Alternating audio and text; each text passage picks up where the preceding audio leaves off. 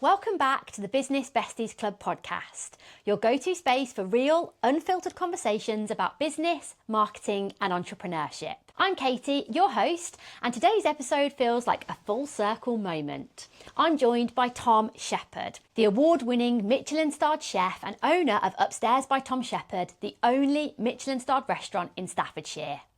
This conversation is extra special because Tom and I go way back. We went to high school together and he spent plenty of time at my house growing up. So, sitting here together in that same house to record this chat feels pretty surreal. We're diving into Tom's journey from his early kitchen days to running one of the UK's most celebrated restaurants. The highs, the challenges and the lessons he's learned along the way. So grab your favourite drink, get comfy and let's do this. Tom, welcome to the Business Besties Club. I am absolutely delighted that you're here. Thank you, mate. It's a pleasure to be here. So, before we get into all of the amazing things that you've achieved, because there obviously are so many, I'd like to rewind a little bit, if that's okay. Yeah. How did cooking first come into your life? Was it something that you always loved, or was it something that completely took you by surprise? It's a good question, to be fair, but I never had any sort of real desire to do anything with cooking. If it was a chef or nutrition or whatever, I never had any desire to do it at all when I was growing up. I was quite fixated on sports. I enjoyed primary school. Secondary school, didn't enjoy as much. I think from the social aspect it was good. I think from the academic aspect I just didn't. I don't know, it's a funny one. Being a manager myself now, I look at our school and I think there was 1,600 people in that school. Yeah. And all the children got sort of taught the exact same way. Yeah. And in management, the first rule of that is obviously you don't treat everyone the same. And yeah. I mean, my team's 25 people, so it's far from 1,600. But I think looking back, obviously at 11, 12 years of age, you wouldn't even consider that type of thought process. But I think now, looking back, there's no wonder I didn't enjoy school as much as you're told to. And I think because I'm quite a hands-on, creative individual, I don't sit at a desk and write and do that sort of stuff. So I think, it's inevitable that wasn't going to sort of work out. Yeah, going to be your path, yeah. And then equally, but I needed something, I needed to see what else there was out there. And I remember going back to do my S levels in year 12.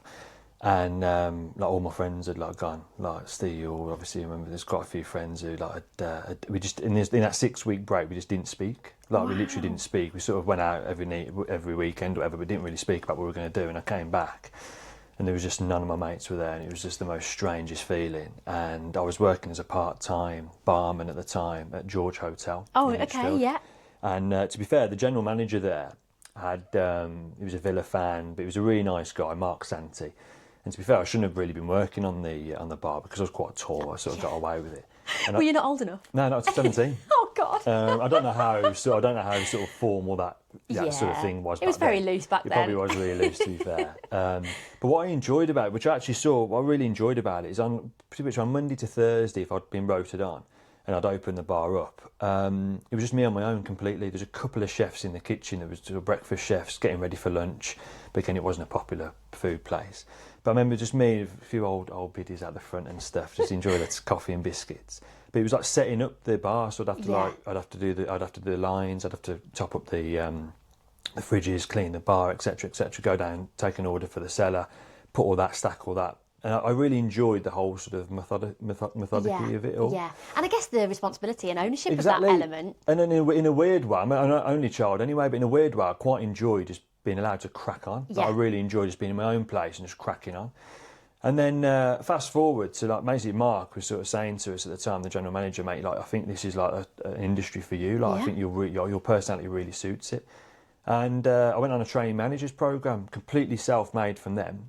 And the first 3 months of it essentially was in the bar. Then the next 3 months was in the restaurant, which I didn't particularly enjoy. So I always sort of navigated myself to the bar anyway. But then the next 3 months was in the kitchen. Okay. And I had a great rapport with the lads in the kitchen. We used to go out for drinks and stuff, but I was very much sort of front of house and they were very much back of house. Yeah. And they were quite excited from a friendship perspective to get me in there. And I was, to be fair, the same, never really considered it being anything. But honestly, I had this crazy sort of response to just working in there, period. But also the cooking element of it, I just completely got and understood. It was completely natural. And I had the head chef at the time, who was an incredible chef called Wayne Thompson, so no longer with us sadly, went way too young, but he just nurtured me massively. And he actually, self-admitted, he treated me very different to other people. Like he was quite an aggressive, quite military type of guy, coming from those eras in kitchens. And I think he just saw something in me that was a bit different. And I think he just maybe saw my path he definitely saw my path way before me. Way before you did. And when he was looking at opening his own restaurant, about 3 years after that period, he just said, "Tom, like either work with me or like go to Michelin restaurants because you belong there." And wow. That's when I ventured into Michelin. Went to my first restaurant, and then I'd never been out of a Michelin kitchen since the first day I went into one. To be fair. Goodness, that's got to be super rare for a chef. To be fair, it's one of them. It's like you just discovered when I first went into a Michelin-Starred kitchen, the calibre just changes massively. Okay. Not saying that this was at Newhall where I was like a trainee, but not saying that the Newhall chefs were bad, because they certainly weren't, and half of them were focused. It was just the intensity gets turned up. The pressure of owning a Michelin star is massive. Yeah. So to keep to that standard every day is quite hard. Oh my gosh, the responsibility of that is huge. It's huge. So then I went from 1 star to a 2 star, worked at a 2 star for 2.5 years, then went to another 2 star, worked there for 2 years, then became head chef of a Michelin star restaurant in Birmingham. So I was then manning that, which was probably the most pressurised, other than owning my own business, that was the most pressurised, because I felt like you fear of losing it. That's what with the Michelin sort of bubble, you fear of losing it. And I'll do it now. We were 4 last week upstairs, and I still, every year we've got the start, I still fear going away. Of course you do. Yeah, of course. No one can take it away from what we'd achieved. No, of course not. But every day you want to keep it. Of course you do. Well, we want to keep going. If we could get 2 stars of our own, that would be incredible. I think we're a while off, but if we could, that would be incredible. Oh my God, yeah, it's coming. I promise. Yes, I hope so. So imagine those early days in the kitchen. Can be very, very tough. There's long hours, lots of learning, especially if you're kind of coming at it from no experience at all. What do you remember most about that sort of time? Fondly, actually. So what you've alluded to there is obviously all the sort of the hardships of it, but I remembered it quite fondly, and I also remembered my mates at the time, which were schoolmates still, to be fair. They were going out and they'd call me up on a Friday, Saturday night at like 10:30, 11 o'clock, and they'd be like, I was called Shep, obviously, at school. And they were like, "Shep, you coming out?" And I'd be like, "No, mate, I'm at work." Like, "What are you working for?" Like, "Just come out." Like, I said, "No, I'm working," and like, I was just so focused. I think I was so relieved at a young age to find my calling. Yeah, something you were really passionate about. 100%, and really driven to succeed in. At school, I alluded to earlier about obviously saying, I didn't get the most out of school, it didn't get the most out of me, whichever way you want to say it, but I knew I had ambition to succeed. Now, whatever that success looked like was yet to be discovered, but I had this burning ambition to succeed and be a success, make my career a success. And I had this, unadulterated focus on doing that. So when I found the platform, that's when it all changed for me. I found a platform where I was like, no, I can succeed at this. And then with the guidance of like Wayne in the early stages, and then obviously going through the chefs I worked with, which were amazing, like Sat Baines and Michael Wignon and some of the best chefs in the country, I was then guided, but then I also got to sort of 25, 26 where I guided myself. And I was just like, you start having self-belief, and you start believing in your own qualities, and you think, actually, I bring something to this restaurant. Absolutely. And then you start, when you move on and go to the next place, you do the same. And then you come to a place where, like I did with Adams, where actually Sat turned around to me at Sat Baines, and he was like, "Tom, like you're ready to be a head chef." And it was almost like he wasn't asking me to leave, because to be fair, the last week of my notice, he was like, "How can we sort of keep you basically?" Which was a lovely compliment. Yeah, of course. But at the same time, I was like, "No, you said yourself, I'm ready, and I want to take on this head chef's role, really." So it was those early stages. I like the things that you don't really like in work. So I loved the hard work. I loved the hours. I loved the pressure. I remember saying to Wayne, I love the feeling and the adrenaline from service. And he was looking at me like, "What? You like that?" And I was like, "No, I love it. I love like so it's like I'm ready to sort of get going." Do you know what I mean? And when it really reaches the piquancy of service, where it's like everything's happening, starters are going, mains are going, desserts are going, it's completely bonkers. That's you're literally really, loving life. it. Like, I love being in the trenches and getting myself out of it. That's your most favourite part. It is, mate, and it always was. And I love it because it's the fight of getting out and making sure, and it shows people cut corners in that period. People really cut corners and try and just put something out because they can't handle the pressure. It improved me. Yeah. I just did everything to the best quality I could do, but also I did it quicker and more efficiently and everything. So, yeah, That it's is just incredible. you see it, and we revert a lot to, like, I see it in young chefs now, and it's like it's really cliche to say it, but that you have either got it or you haven't. Yeah. You can learn it and you can teach yourself, but at the same time, if you've got the attitude from the beginning where none of that really bothers you, you're going to go far. Yeah. There's no And if you telling. can thrive in that really pressurised environment, it's a pleasure, mate. I guess it's like where you kind of it can make or break you, Of course it because can. that I can't even imagine what it's like. It's obviously they allude to that cliche saying of heat in the kitchen. Yeah. And there's obviously an element of that, but I had an apprentice a couple of years ago called Matilda. I still keep in touch with her pretty much every week. I saw something in her that I saw in me, and it was probably the first chef. Bearing in mind, I'm 37 now, so I probably would have been 34 maybe at the time. And she came in as an apprentice, and the moment she walked in, I just knew there was something about a 16-year-old. Came in, really, 16. slight girl, like really slight. She had a cheeky sort of like smile with her, and she came straight to the front of the pass. Every apprentice stays right at the back, doesn't speak. She came straight to the pass and just started chatting to me like normal. And then she started picking up little pieces, and I was like, she's 16, and she's like, but she's really happy stuck to. in. It's Wow. weird, like.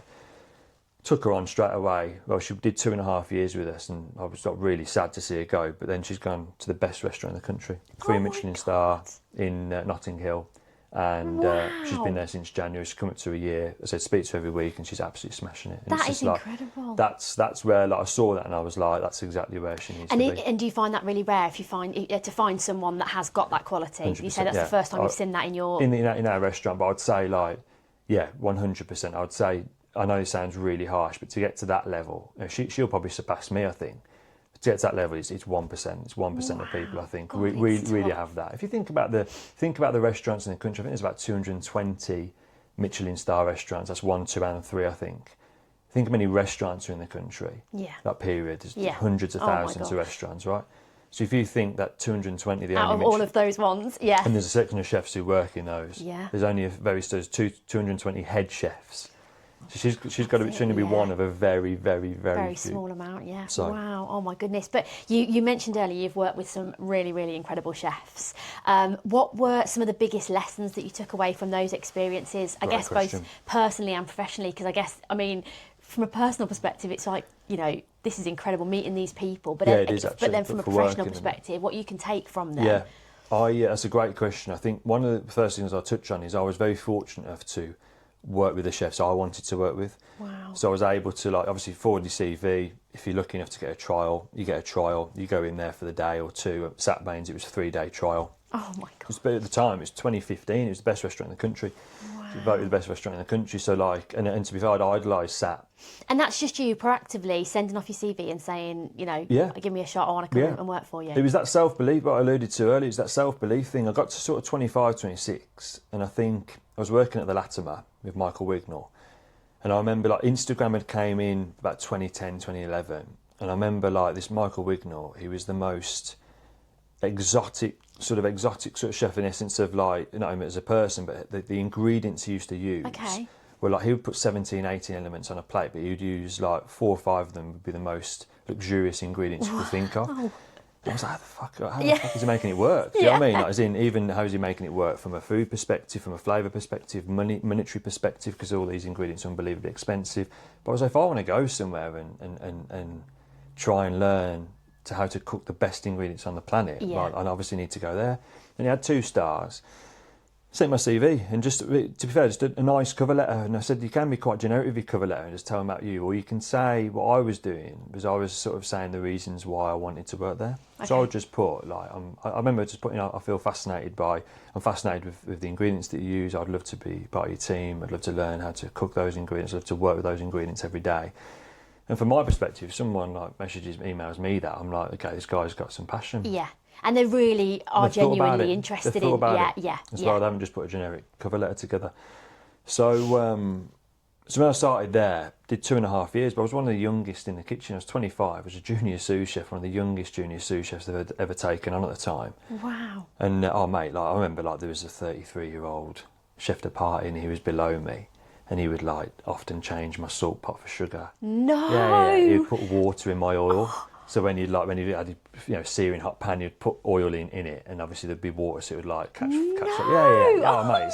Oh my God, savage. I've worked with some absolute like terrors, mate. To be honest, That's so awful. That was the nature. He's got a sort of bullying mentality type of thing, and like, if he'll survive. I guess the environment can be brilliant if the camaraderie can be amazing. But I suppose if there is that level of competition, Jealousy, people feel threatened and are jealous. Well, they did. I was 25. I was a young kid coming in, and I mean, this lad was 33, and I just remember from the moment I went for my trial, he was just but going in for you. But I was just focused on doing me basically. Yeah.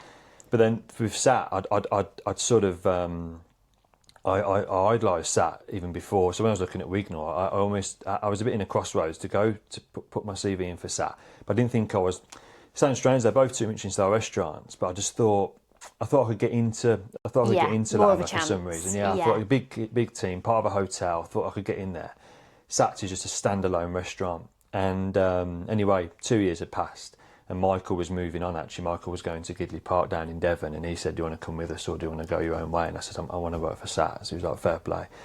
So I messaged SAT and just said, obviously emailed the restaurant and just said, I'd love to come on board. And there was a development position going there, development chef position. I hadn't been a development chef, but I was quite excited by the fact that I could create, just focus on creation. And I met Sat, and I remember he's a big guy anyway. Like, he's fucking built like a brick shit house, and he's quite a scary character, but he's a really lovely personality. He's really open and really in your face type of thing, in a good way.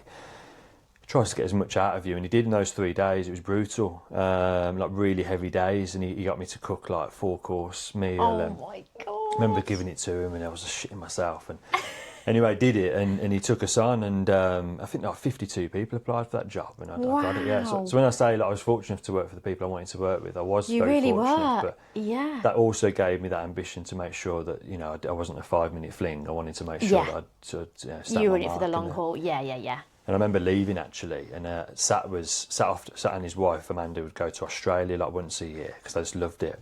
Normally cooking, to be fair. And I remember he was leaving on a Saturday morning when when I was leaving in the night time, the evening, sorry. And he took me to one side and thanked me so much for, obviously, and Amanda did as well, to be fair, because it was a joint business. And they went off. Anyway, we always, because we was quite a family-orientated sort of team, which I loved. At the end, we'd always say, listen, it's Tom's last day, or whoever's last day it was, and we'd give him a little brief message. Anyway, John, the head chef, he said, guys, as you know, it's Tom's last day. I'm really going to miss him. The last 2 weeks, I had to help John in the main kitchen because the sous chef was away, and me and him just got on like a fucking house on fire. It did tempt me to sort of stay. I was going to say. Hence, obviously, Sat asking me to stay, and then he just said, if you want to learn how to be a proper sous chef, you've just had 2 weeks of an absolute masterclass from this guy. He said, I'll thoroughly miss him, and I just think that we could have worked together, but obviously he wants to go and be a head chef, which I get, but it's an absolute masterclass. And I remember I was knackered. Oh yeah, but I teared up. Crying. In the end, I was overly emotional because I didn't want to leave in one respect. Then I was actually excited about being a head chef and all this, but it was just that period where I'd really worked for the people I wanted to work with, and to leave that mark on that kitchen was just quite incredible. I bet a lot of the time, and in moments like that when they are thanking you and it is an emotional kind of exit, you're probably thinking, I can't believe I've done this. I can't believe, You do. And I stepped foot into Adams, and it was a real come down. Adams was a 1 Michelin-Star restaurant. It was a fantastic restaurant.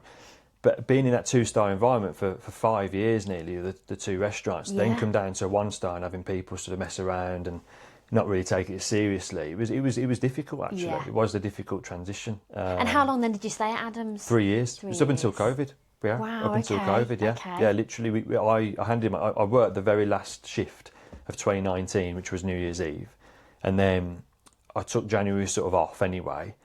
Because I wanted to focus on opening upstairs. Yeah. So I was in upstairs pretty much every day, just sort of with architects and designers, etc. And I was it myself, like ripping bits down what I could rip down because I had the time off. Wow. And then I picked up work just to sort of tick us over to pay the mortgage. I had young Grace then as well. She was like just over 1. Oh. And then we were just sort of ticking over. And then COVID came, which should have changed everything really. Yeah. But then it's a funny one. I look back at COVID for professional reasons only, but I look back at COVID and it was an amazing time for me because it put me in a position where I had no job, had no income, and I had to find something. Yeah. And our industry, like every industry, but our industry seemed to like sort of close a little bit quicker because of the fact it's such a communal area. Yeah, of course. And obviously cooking, etc. So ours closed quite quickly. So I had to sort of think quickly on my feet, really. And what came of that was it taught me so much. Amazing. And then, so what happened? Because we're gonna go on and talk about upstairs now. But did you use that period then to really get stuck into opening upstairs, or did you have to do something in the meantime? Well, from like Jan to, well, it was from Feb to, well, we were hoping to open. We had an 8-month period, a build period of upstairs. So we're hoping to sort of open in August, September time of 2020. Okay. COVID obviously was March, April. So I had a load of like little pop-up sort of restaurants. And we had a pop-up evenings, should I say. So we had a pop-up at, is it John's house? I think it's John's house. St John's house. St John's house. Yeah, Lovely yeah, little yeah. sort of, it's B&B, wedding venue, it's everything. And we had a pop-up, we had about 45, 50 people booked. And they were really excited about, obviously, the potential of me coming to Lichfield or back to Lichfield. And obviously all got cancelled. Everything got cancelled. All the nights got cancelled everywhere. Yeah, of I was doing some stuff in Spain, in everywhere. Oh my God. It was an incredible year, to be fair. And all got cancelled. Anyway, the people who were running the pop-up were like, Tom, we've had a couple of emails off customers asking if you'd consider doing it in like takeaway form. And I was like, what? Oh, wow. Like, there's a restaurant in Solihull called, well, there's a hotel called Hampton Manor. And they've got a restaurant called Peels. And they did this Peels on Wheels. So all their regular customers were basically emailing in saying, like, can we have, like, these, like, basically takeaway? And they were like, wow. They started getting them. And I think, there's something in this. Yeah. So they did a week of it. And I knew the head chef there called Rob Palmer. So I was messaging him saying, Rob, like, what's this fucking Peels on Wheels? How are you making this work? Yeah. And What's going on? He sent me the whole business plan. So the owners and that had put this business plan together and just sent it to me. He was like, mate, that will tell you everything you need to know. Book it, like the booking system was on. It was amazing. Booking system was on there. The boxes, where they got the boxes from, the insulation, the little containers, everything was on there. And I was just like, and how Because they there must did be it, a lot menus. involved in doing that. Yeah, yeah. So I just phoned Beth, who runs the, or Beth and John, husband and wife, who run these supper clubs. And I was like, I'll do it. I said, and I'll forward you this plan. And she was like, oh my God, we've had this Peels on Wheels. We've had it and it's amazing. Wow. I was like, well, let's just do it. Let's just give it a go. So I ordered it that week anyway and had it and came to my house. And it was just mad. Like me and Charlie were just like picking this box out. We had the starters, the mains, the desserts. It was incredible. And you like heated stuff on the stove, in the oven, some in the microwave, etc. It was really cool. Like. And I was like, I can definitely do this. So we did the first one, and I literally just dittoed the menu for what we did for in the pop up, and then literally they obviously told their friends. So then we had emails going, "Oh, is Tom doing it again?" So we did it for the second week. Oh my God. We ended up doing 82 weeks. 82 weeks. God. Yeah. So we did it to July, August time, 2021. Wow. So from literally almost pretty much a calendar year and some, we obviously doubled up in weeks. And That's incredible. yeah, we had 82 weeks or 82 menus, should I say. And so in the background, were you still able then to kind of focus on opening, getting ready to open upstairs? Because it was unknown quantity. So basically, me and Beth just split everything. Okay. And we then employed people. So we just paid like Mikey, who is now my head chef. He came on because he needed work, and then Anya, who's there. Sort of, I think it was Beth's son's girlfriend, but she was quite into the family as well, and she's still there now. But she actually runs it now, which is mad. So we just had 4 of us, or 5 of us with John, sorry. So John and Beth did the deliveries. I did the menus and cooking. Where did you cook? Well, we started in Manor Farm, which is in the Tamworth on we Watling know. Street, Yes, the strawberry picking farm. They obviously had to close. So Beth had an inn there, and then I had an inn at Kerborough Farm, which is obviously off Eastern Avenue. And we had an in there. So once, because we were outgrowing it, so we could only do about 40 boxes at Manor Farm, and then we were getting bigger, so we got up to about 100 boxes a week. Oh my God! So we went to Kerborough, and the kitchen was huge. So we just used that. And then also, what could happen is when it reopened, Beth was like, I'm gonna rent the cafe from these guys. And then they started doing the cafe. That's amazing. And the kitchen was big enough to share, so we had half the kitchen for boxes, and then she employed a couple of chefs to do the cafe. So it was amazing. And what a brilliant thing to see you through COVID. Oh, it was amazing. It taught me business. So I never met an accountant before, so I met an accountant because I was self-employed. Yeah. So I did 2 tax returns, understood all that, kept all receipts and all that sort of stuff from chef's wear to cookware and stuff. But also with the money that I was getting, I started getting a few bits of equipment for the kitchen. Oh, amazing. So we were using them, but then I was like, well, I'm taking this with us. Yeah. So it was just like, it was just a perfect start. The perfect kind of prelude to you going into upstairs, isn't it? And then on top of that, which I didn't even think about at the time, was customers of upstairs have already been born. Yeah. Because you're already starting to nurture those people. Do you remember me? Yeah. It didn't even happen until we started getting some emails back saying, when's Tom opening? And I was just like, oh fuck, I didn't even So think you were that actually just marketing your business. marketing your business. Yeah, completely through COVID. The organic approach to it, or start, was purely from surviving. Yeah. Because we had no money. Like, Charlie paid our mortgage for 3 months. And like she was like, Tom, like I can do March, but come May, she was like, we sent our first box out May 24th, I remember it. And she was like, Tom, like this needs to like pay some money. I think we got 90 quid profit because we set up everything on the first one. We got 90 because 45. I said, keep it in there for next week. Yeah, don't take it out. So the next might week need that. we made about £1,000, I think, profit. Wow. And then like so we did 500 quid each, which I think covered my half of the mortgage. My mortgage was like 750. And then we just went to strength to strength week to week. But yeah, it was a really good. It was a good. Yeah, probably cleared about a couple of grand a month and stuff. But to start with, it was just like it was perfect. You couldn't spend your money because obviously it was COVID. Well, you couldn't go anywhere apart from ordering off Amazon. That's what everyone did. Literally, yeah, Amazon became a different beast. Yeah, during that period. But yeah, it was one of them things. Then it was just a case of then, like you mentioned earlier, it allowed me to just dip into the restaurant when I could. Yeah. And because trades weren't trading. I had friends who were in the building trade or whatever, or structural trade, and they'll just be like, mate, just pop over and just have a look. Like, yeah, of course I can. So they'll just come out on their days off and just have a look. But it would be, because they weren't in a rush, it'd be this real, like, you'd get a real value out of them coming. Yeah. But they were telling us what walls we could knock down and when we could do this and when we could do that. Brilliant. And don't touch that wall, get a structure. But then when we actually got to a point where the trades had to come in, they were like, oh my God, you've done so much. Already? And we've cleared it all. Yeah. I'd borrow vans off people, I'd borrow this, it was amazing. And the thing is, if you'd have been working kind of full time, you wouldn't have ever had that time to put in the restaurant, would you? I think the success of upstairs, especially to start with, I remember one of my best friends in the industry, Adam Degg, his name is, lovely guy, he's got a restaurant up in Yorkshire. He and I met him. We were both apprentices at Newhall Hotel, which was mad. But he'd obviously trained as a chef, and there's always a bit of I would say jealousy, but he was like, "How the fuck is this guy Hang on a minute." And I've gone through the college and stuff, like I get that for sure. And I mean, I've got a Michelin-Starred, and he hasn't. And he hasn't. Oh God! It's a bit like, I'm sure there's a bit in him that's a bit like, Matt, how has he done this? What is going on? Literally, he went on GBM and didn't do too well, and but I think I remember him on. He's a good guy. He's a lovely guy, but he came. I think he was trying to find work because he'd restaurant had closed, and he'd worked locally at a bakery, and he came for one day and just have a look at the restaurant. And I think some architects and designers were in. I was just saying this and this. And when they'd all gone, I said, we were building some shelves. I said, mate, do you mind helping me build some shelves? Can and you he was stick like, yeah, around? of course, literally. I think we were going for dinner anyway.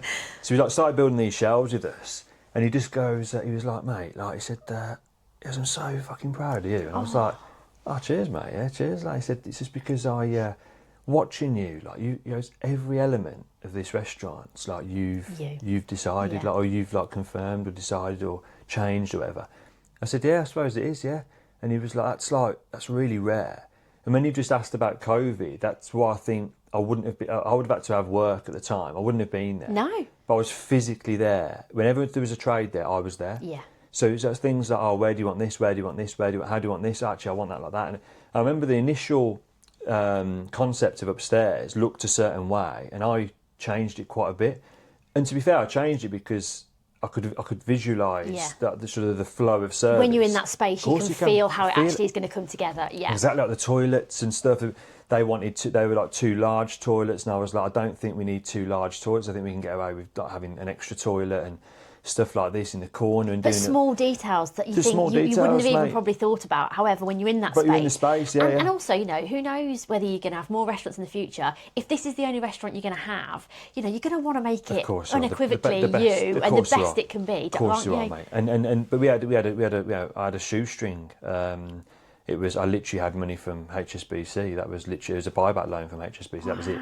So it was just like, it was really sort of, I knew my budget at the end of the day, and I stuck to it. I didn't and I also knew that this, because it was my restaurant, I knew that like there wasn't a rush with, I wasn't like taking someone's money and the money was just like no entity. I could just loan as much money as I possibly wanted because I want the best. I knew I wasn't going to get the best of everything. I knew everything had to be affordable, but I also knew that I had belief in my cooking ability, and I was like, well, listen, okay, there might not be the best chairs you can buy, there might not be the best tables you can buy, but I tell you what, when you come in and you eat your food, you're going to enjoy it. Exactly. And also, you probably had that feeling that you knew once you opened and the success kind of came, you can then start upgrading things and whatever. But I mean, God, you would never imagine it's not the best of the best because it gives that feel, so yeah, no, I get that. Fundamentally. We've changed everything. Like everything in there has changed, been upgraded, if you will, because of that exact fact. But I've always been, again, like when we go back, I've always been extremely competent and have an understanding of money and value. Yeah.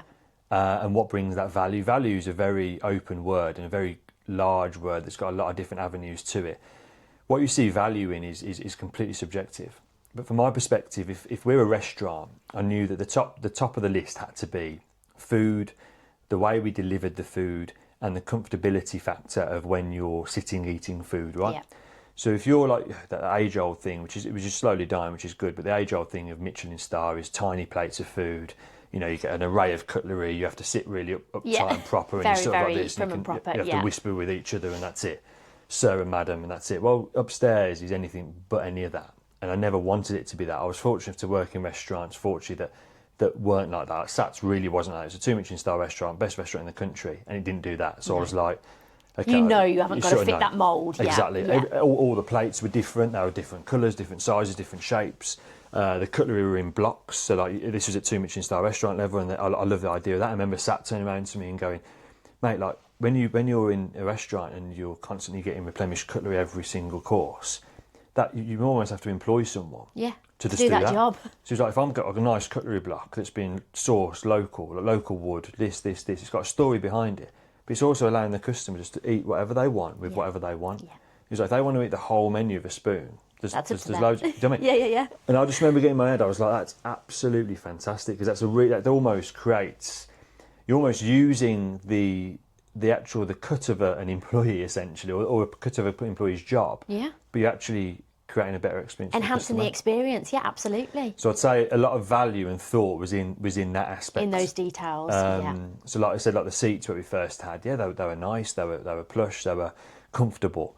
But I said, were they the best? Of course they weren't the most expensive. But then I was like, but were people turning around going, love the meal, but the chairs were shit? Of course they didn't. Do you know what I mean? But when we could afford to, we had ones that had a nice feel to it, had a little bit more cushiony, had a little bit more like sort of, the legs were nice. But that grows with you, and it grows with the business, and with time. Like, and with time, yeah. Food is fashion, and you always have to. I look at upstairs now. We've got the same sort of paint job, as it will, as we did when we opened. I think greys are dark greys are starting to go out. I think lighter appearances are a lot more sort of palatable now.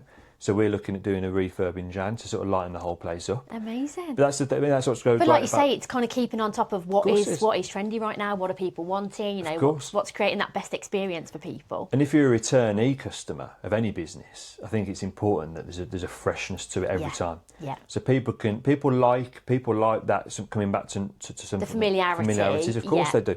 But if they see familiar faces and they see a familiar product, they like that. But if it's just in an upgraded setting or a refreshed setting, I like that even more. It's just something, exactly. It's just an enhancement to what they're kind of used to. Exactly. Amazing. So we've kind of really gone into upstairs, but just to kind of go back a little bit, because, no, don't be silly. It was a perfect flow. No, but what I wanted to ask was, obviously you were at Adams, you were head chef at Adams, it was brilliant, and you kind of got to the top of your career. Yeah. But what was the thing that made you say, right now I'm ready to go and own my own restaurant or open a restaurant? What was the pivotal kind of thing that made that happen? Well, two major factors. This will be quick. So one was the drive that I alluded to earlier. When I was young, I think setting goals is an absolute paramount. Because it's mate, goals will manifest. It's as simple as that. So if you've got a real passion and focus on something, it doesn't matter how much it is, you will get there. There's no two ways. So if you'd have told me at 19, Tom, you will be Lichfield's first ever Michelin-Star restaurant, Michelin-Star chef at the age of 33, I would have gone, okay, I can see that. Yeah. I genuinely would have said that to you at 19. You know why? It weren't because I wasn't arrogant. No. that was what I was working towards. Yeah. So, 33 is by the by, doesn't matter what age you were. But what I'm trying to say is, like, that was my dream. Yeah. And that was my desire. And that you were was, determined and driven to make it happen. That's it. So, Yeah. would it have been, when I said, my thought wouldn't have been in Lichfield. My passion wouldn't have been, I have a clue where it would have been. I just knew that's what I wanted. Yeah. Of course, it may not have happened. Of course it would. But what I'm trying to say is, I had that hunger and desire And to that achieve belief. that belief. Absolutely. And I had a structure to my plan where I went from Newhall to a Michelin-Starred restaurant. After 2.5 years, I found that comfortable. So I was like, well, it's not testing me. No. Go to a 2 Michelin-Starred restaurant, then go to the best restaurant in the country. And it was like those type of things. I was like testing myself all the time, and then be a head chef. So that's that. The first one is that. The second thing, the second part of the question, I think, is to obviously, when you think you're ready, it's more of a case of going. I wanted to come home. I wanted to come back to Birmingham. I was ready for that. I wanted to sort of come back to sort of my roots, if you will. Yeah. Because I think it understood me and I understood it more. And I thought if I was to do a product, I could do a product. That's where you could see it happening. Yeah. Big time. And I wanted to do it under someone else's name. So I didn't want to have Tom Shepherd in big flashing lights. I wanted to do it under a name. So I did it under Adams, which was fantastic. So I was like the silent sort of chef, on the stove. But one of the defining things were in 2019, we won the UK's best fine dining restaurant on TripAdvisor. Okay. And again, TripAdvisor is not like an accolade thing where you're like, yeah, I'm number one on TripAdvisor. It's not like a thing. But what that told me was that by 2.5 years, which I've been there, I had completely the whole entire menu, food, philosophy, delivery, everything was Tom. Yeah, wow. And Adam was nowhere to be seen. He would like open the Oyster Club. He had nothing to do with food at all. And we won it. And he came in on the morning and was just like, mate, this is fantastic, well done. And I shook my hand, and that was it. And I was like, it's time now. Yeah. I was like, I need to be doing this for myself. Literally, I said, if I've done that for this restaurant, and then literally we were full, because TripAdvisor is a big pull. Yeah. And absolutely. I was like, nah, I'm ready now. That was the validation for me to turn around and go. And I remember going back to Charlie, and I said, Charlie, I think I'm ready to do my own thing. And she was just like, okay. I was just like, how does that look? And I was like, I'm not too how sure do we yet, make this happen? But I'm ready. And then the upstairs thing was just crazy. Like, that was in the July, August time. Dad was due to open, which was Salloway's, in September 2019. And I had no involvement in any of the refurb in there at all. Just from an aesthetics perspective. Obviously, I wanted to take it from Salloway's to City Jewellers, obviously. Yeah. But I just couldn't get over. Grace was, anything from, I think they bought it in March, April time. So Grace was 4 months old. So she was a pure priority for both of us. Yeah. And obviously we lived in Birmingham and stuff. And obviously Dad lived in, where the shop was in Lichfield. But anyway, in September we'd broken up. In late August, we broke up for our holiday, and we were going to, I forgot where the three of us were going away on our first holiday. It wasn't anywhere sort of special really, or fancy. And I said, Dad, I'm off on Monday. I said, we fly Tuesday. Can I come and look at the place? So I went over to look at it and absolutely loved it. Anyway, as I walked into City Jewellers, I saw this real weathered white door to the right hand side. I was like, is that your door? The door to the right hand side? He was like, oh yeah. He said, you can't open it. I ain't got the keys. It's weathered shut. I was like, oh, well, what is upstairs? And he was like, it's mate, it's just ruined, mate. He said it's 4 or 5 different rooms. Engraving room, sort of bracelet adjustment room, all this sort of stuff. And you couldn't get up there? There's office at the back. So there's an internal staircase. We had to go in this internal staircase. The smell was just really musty and damp. And we're walking through, and there's a couple of toilets there and all this sort of stuff. And I was looking through, and I couldn't help but notice every room had these big windows. I was looking through. Anyway, I was like, oh, lovely, mate. I said, what are you doing? He said, well, I've got no money, mate. We've literally exhausted every aspect. I've had to put about 20 grand, I think, of his own savings in it, which I think was everything at that time anyway. And I was like, oh, fucking hell, sorry, mate, and that was it. So I went in the car, I was silent. And Charlie was like, are you all right? I said, yeah. The cocks were turning. Literally, I said, I think there could be a restaurant up there. And she went, you are? And I said, I think there could be a restaurant up there. And she was like, you actually joking, mate? I said, no. So I went on holiday and literally, it was a great holiday, but I think Charlie was just like this guy that can't switch off. Yeah. So she goes, well, just speak to your dad. So I went back and I said, Dad, I said, you can't do anything up here, can you? He said, no, mate. I said, if I could get the money, I said, would you be up for maybe me sort of talking about opening a restaurant up here? And he went, restaurant? What? I said, yeah, I know it sounds a bit mad, mate. I just can't. There's something here, mate. You can't get the idea out of your head. I said, at least just allow me. I said, it'll cost me a couple of grand. Can I at least just like get some restaurant designers? I said, I'll get fucking 10 if I need to, just to see if it's doable. So I got five from all over the country, all from friends and things. And quotations were like anything from about $250,000 to $1 million, I think one was, which is ridiculous. God. So obviously I went for the $250,000 one to start clearly. with, but they were local in Birmingham. All of them said, absolutely, restructure, no problem. So I said to Dad, I was like, I'm going to go with this, mate. I don't know what disruption it's going to cause, but like, it's not a penny out of your pocket because you haven't got any money. I'm going to do it myself, and I think it's going to really work. And that was it. And yeah, as I said, that was in 2019. So that was September. So I handed in my 3-month notice, I think, at Adams. I handed in my 3-month notice. Didn't get spoken to for about 4 or 5 weeks. No. Yeah, which I think is like, now being in that position, I think it's pathetic. Oh God, you'd never do that, would you, to anybody? It's just ridiculous. No. I mean, you can be upset, but talk about it. Yeah, of course you can talk about it. And also, you know, that's great because obviously they're going to miss you and they obviously don't want you to go, but equally, I think there was a couple of chefs who had like messaged him saying, Tom's going to need a bit of support, Adam. Yeah, make sure you support him. Never got a message. Never got anything. Wow! And after everything that you'd done. Yeah. Well, we got a staff after 4 months, which was just incredible, and it was proper like, you know, oh, fuck you type of thing, you know. Of course it was. His wife sent us some flowers, which was really nice actually, and just congratulated us. And I saw him at the Michelin Awards, obviously when we could go, which was the following year, 2022. 2023 at Silverstone.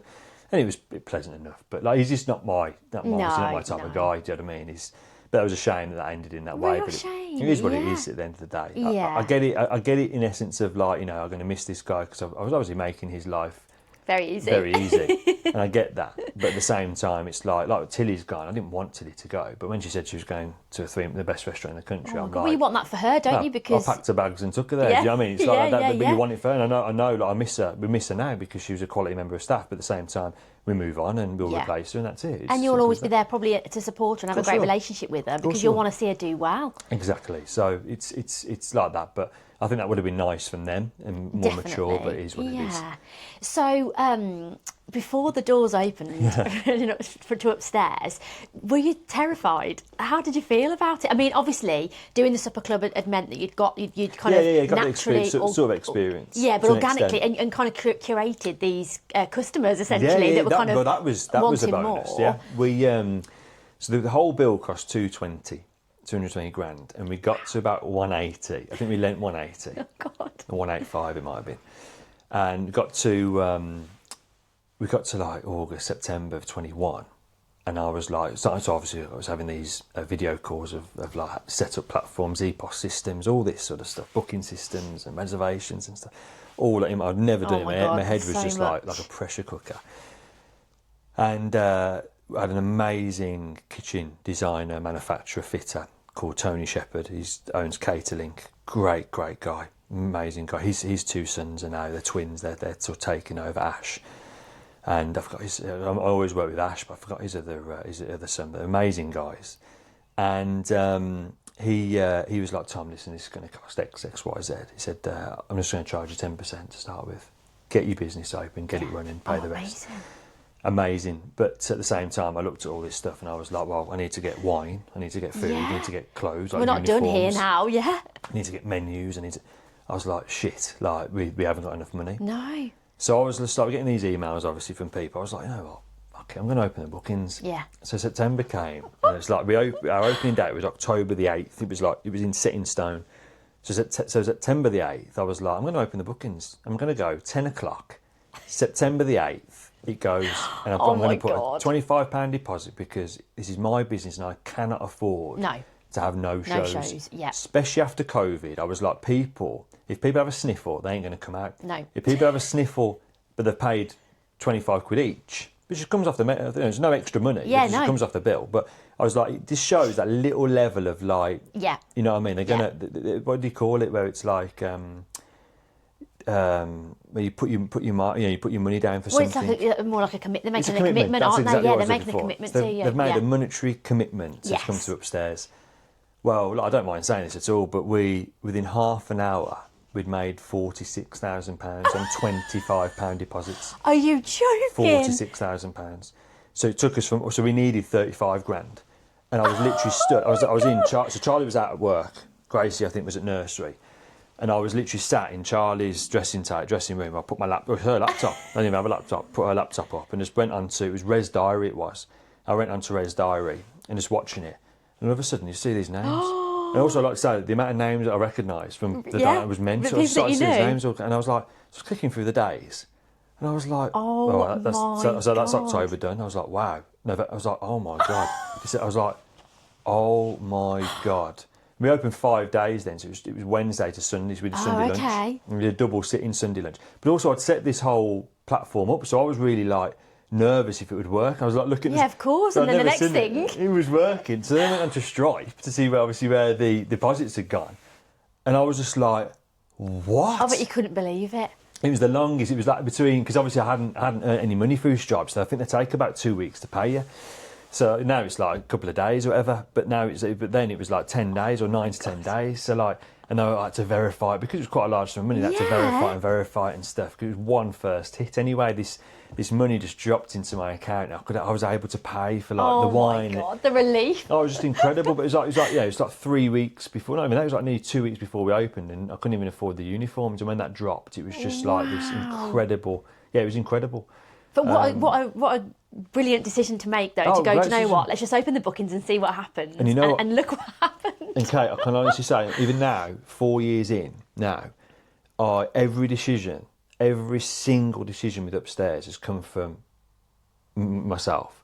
But on top of that, it's come from like a feeling, like a real internal like an feeling. Instinctual feeling, absolutely. Instinct feeling where I've gone, I need, you know what? It just fucking feels it needs to be done now. And that thing with now is like, I've set everything up. What am I waiting for? Yeah, like, what are you waiting for? It out there. Yeah. What was the plan then initially, to wait until you opened? I think it was a case of us just sort of drip feeding the bookings. Okay. So to even open 3 months, I worked it out like a month of bookings was gonna. If it was, I think we did 50%. I was like, for 50% for a month of bookings would take us about 8 grand, I think, or 6 grand or something. So I was like, okay, so that's 6 grand, 12. Okay, I get 18 grand then from that if it's like 50% full. So I was like, okay, cool. I'm going to do 3 months with 80. That's where the whole concept came from. So it wasn't about you were trying to work 3 out, what you needed to earn. And then because we were 4, I opened month. So from when we opened October the 8th, on October the 11th, we then opened January. And then November the 11th. Well, yeah, because it's always quite far ahead. And even now, the books are open, but they're very, very far in advance, aren't they? Yeah, it's till June next year it is. So I think we're fully booked until March. And if you ever get, like, it's the rarest thing ever if you get, a cancellation, isn't it? Yeah, well, to be fair, you say that now. I mean, we're getting more now because I think it's we're really starting to have, there's a detrimental effect to opening the bookings so much. And it's because people's change. Plans change. Yeah, of course. We've had loads of actual legitimate reasons for cancelling. It can be some sad ones and equally some ones that people forget or forgot to put in the diary. I get it completely. Yeah. Things change, right? So we're not bothered about it. But we see more now than we ever have done. Yeah. But it's not so much a negative. We're very fortunate. And you know the reason for that? It's because it's been planned so far in But that's why the deposit's there as well. Like at the end of the day, security. if it's exactly, and if they've forgotten to put it in the diary, then it's not necessarily our fault. So Absolutely it's not. So you've got to have some kind of just some payback on protection. that. Exactly. Yeah, protection.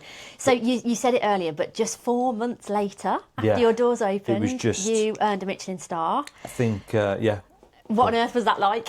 Well, it was just when I said to you, the dream was that. So I said, if you told me at 19 that by 33 you'd get your first Michelin-Star, of your own restaurant in Lichfield where you essentially grew up, I would have believed it, but I certainly wouldn't have been able to have felt the feelings of what that would have been.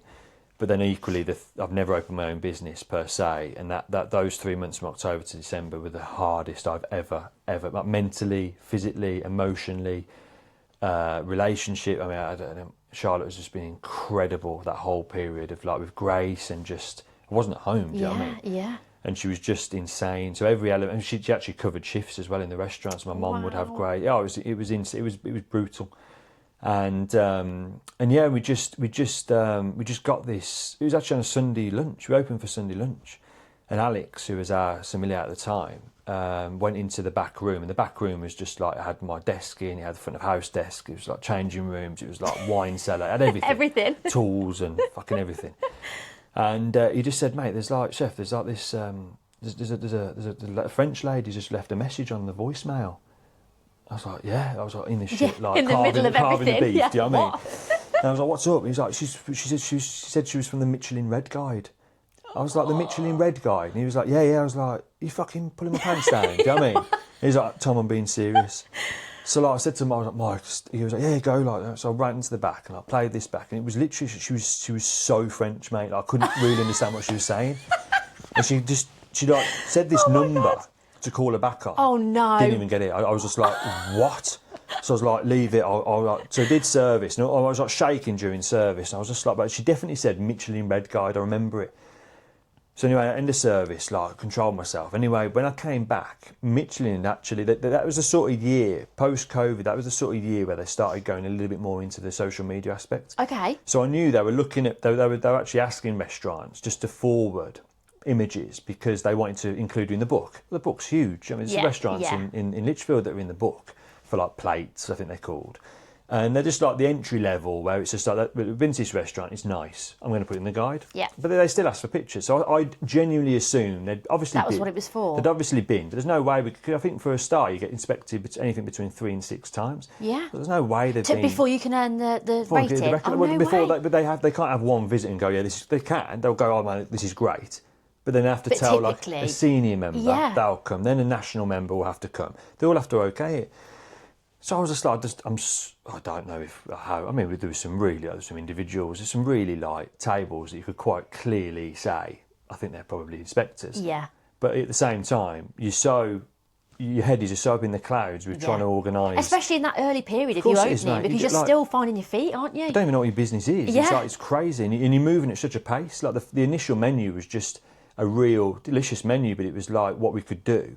And then when we found our feet and comfortable, we started to push that a little bit. So by December, to be fair, the food was fantastic. But I'm not saying it wasn't October, but it was our sort of entry level, right? We just started to push the boundaries a bit in 2 or 3 months, which is no time at all. So anyway, go back to this phone call. So I've gone on there and I've tried to listen to this number, and it was the regional code that I just couldn't get what she'd said. But I could get the last 8 digits. So I was like, okay. So I googled area codes in France, and there's only 4 or 5 major areas. So Paris was like plus 1144. So I was like, fuck it. Right, try that one. So plus 1144, and then I started putting another thing. Ring him. And she just went, no, I'm not going to put a French accent on at all. Please. I can't do it. I'm sure I've tried to do it. But she was like, hello? And I was like, hello? Who's this? And I was like, it's Tom Shepherd. Chef Tom Shepherd. And I said, yeah. Thank God it was completely. her. She went, hello. I said, yeah, you're okay. And I had this really weird, because it was Sunday, and obviously in Sunday in Britain, like pretty much everything shuts down. I had this real mad, you know when you start thinking about it, and I had this real mad like impression that she was like, I don't know, like cooking dinner or like putting the kids to bed. I called her a real crap time basically. It's about 5:30 here, she's probably 6:30 there. So I could just envisage this, like, visualise this sort of situation, and she'd had to put everything down. Yeah, because you were on the phone. She was like, Tom, I need to. She asked me how my day was. She was like, Tom, I need to set up a Zoom call with Gwendal Polinek, who's the chairman of Michelin. What? And I was like, what? Why? And she's like, yeah. She goes, are you available next Wednesday? And I said, yeah. Yeah, what for? Like, why? She was like, she laughed, she giggled. She was like, well, I can't tell you that. Left it. So obviously I came out the office and I was just like, what is going on? Like, you know. But I knew Michelin had already started to drip feed when the awards were, and it was Feb 16th. Well, this phone call was like on Feb 5th. I was like, there's no way they're going to tell me the biggest thing to ever happen to me, like 2 weeks before. The like, no, there's just no 2 ways about it. Like, so I went home, told Charlie. Charlie was like, you've got to start. I was like, Charles, no, there's no way you've got to start. Yeah.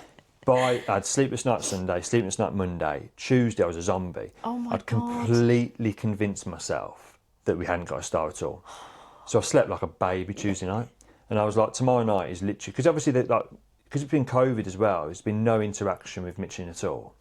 So I was like, there's no two ways about it. They're just going to sort of do a bib gourmand or a plate and just go, okay. oh, Tom, well done. We've barely been able to get out. We thought we'd celebrate, the end of COVID. That was it. So I'd never set up I was on pastry at the time because no one could do pastry. So I was setting up all the desserts. I had like roller skates on that day. 5:15 was the time of this video call. Oh my God, I bet you couldn't. Oh. Rushed in. Anyway, took my rollerblades off, sat down, and I was like, I was completely easy. I was like, listen, there's no problem. So I set the laptop up and turned it on. This English lad, bald head, and he's like, all right, mate. I was like, fucking Here knew we it. go, yeah. Fucking knew it. I was like, hello, mate, you okay? He was like, yeah, you? I was like, yeah, not too bad. He goes, but, like, where are you? I was like, I'm in office, changing rooms. Like this. So he said, okay. He said, can you just, those wine bottles at the back, can you just like organise them a little bit? I was like, yeah. So I did that. He was like, and tilt the thing forward. I was like, tilted it a bit before. He was sit up straight. So Oh, like shut this. up. What do you like mean? literally, I was What like this. for? And all of a sudden, my knees started like, I was like shaking like this. I was like, why am I doing this for, mate? He's like, it's all right, mate. The screen will go black in a minute. And then Gwendell will come on. I was like, all right, mate. So I literally sat like this. Don't move. Mate, literally.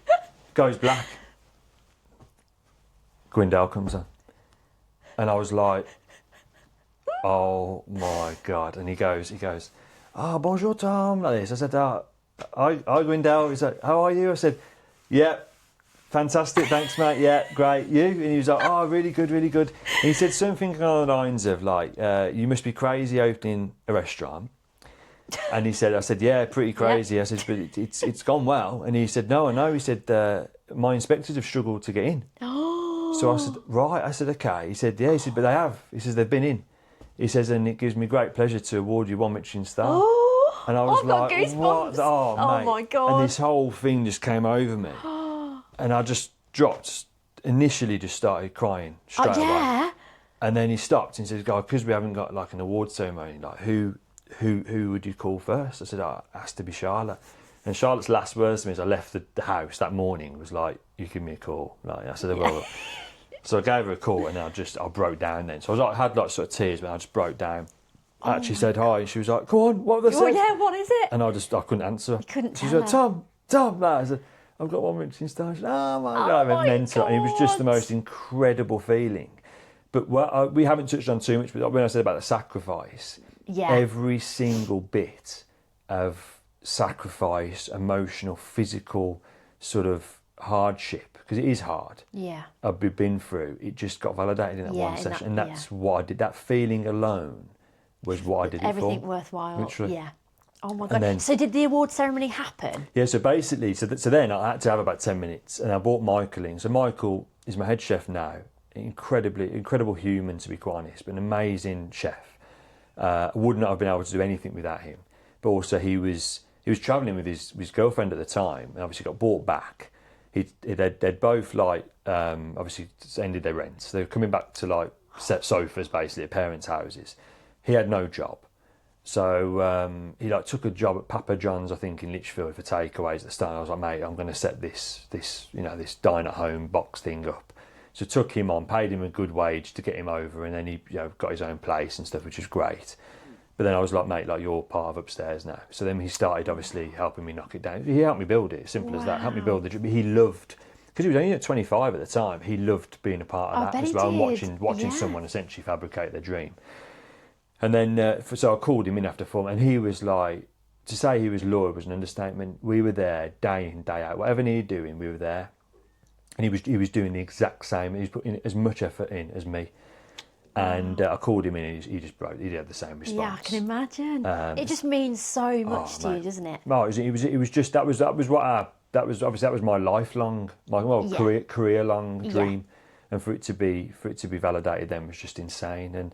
And that's it. And then, but we just knew, like, we hadn't even found our feet. Like, we just knew that, like, it was still so early, wasn't it? And that year was an amazing year, very much finding year. Our customer base changed a lot. We started having some real, customers who were sort of, coming because we were a Michelin-Star. So they were, some of them were nice. Food connoisseurs. Some of them weren't. Yeah. Some of them think they all of a sudden know more about food than you do, which is Oh, normal. God. Yeah, which is, well, not normal, but it's quite strange to have that.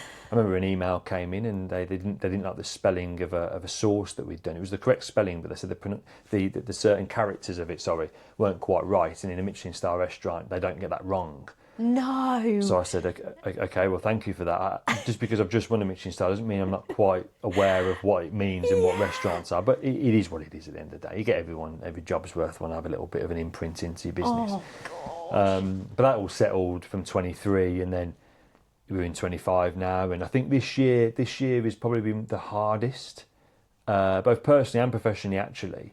But I think it's because we're the biggest team we've had, biggest. I've just bought some property, obviously, in Lichfield to turn into rooms. So it's been the biggest sort of outsource of financial perspective. Yeah. So it's a big investment. As you expand the empire, I suppose, the challenges come, don't they? And then also, I'm sort of a quantity that people want outside of upstairs now as well. So if it's Royal Ascot or Wembley or Villa or Edgbaston and things like that, or pop-ups, as well as a lot of charity work as well. You can't always be upstairs. Yeah. So you can't always be upstairs. Then also, if you're not neglecting upstairs, then you're neglecting your days off and more so your family time. Yeah. So that 23 for that was, and a bit of 24 was, I really sort of like, I burnt myself out. Yeah. But also my relationship with like Grace and Charlotte, it was never under pressure, but it was one where like I wasn't prioritising. I wasn't prioritising what meant the most to me, and I think this year has been a real eye opener for me, a massive eye opener for me. Where, like personally, it's been difficult, but then I've sort of had a realisation of what to prioritise, and I've never looked back, to be honest.